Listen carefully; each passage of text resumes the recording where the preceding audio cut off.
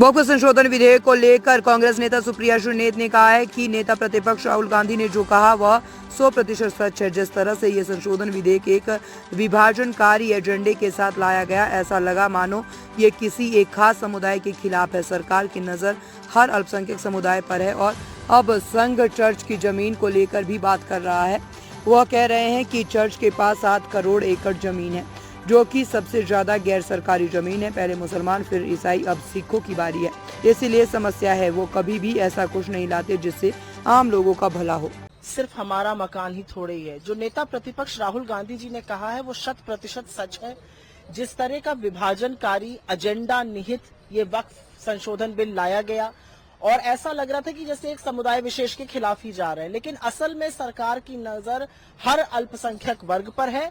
और अब आरएसएस जो है वो चर्च की जमीन की बात कह रहा है। वो कह रहा है चर्च के पास 7 करोड़ एकड़ लैंड है और वो वो नॉन गवर्नमेंटल सबसे ज्यादा लैंड है। तो पहले मुसलमानों का, फिर क्रिश्चियंस का, फिर सिख का, यही इनकी नीति और नियत है। इनकी नियत में खोट है, इसीलिए दिक्कत है।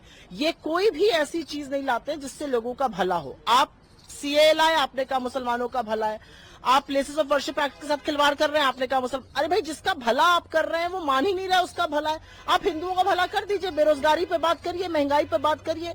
आप 26% टैरिफ लग गया, उसका कितना बड़ा प्रभाव हमारी इकोनॉमी पर, हमारे ट्रेड पर पड़ने वाला है। आपको कोई फर्क ही नहीं पड़ रहा उन सब चीजों से। ये सब ध्यान भटकाऊ मुद्दे हैं।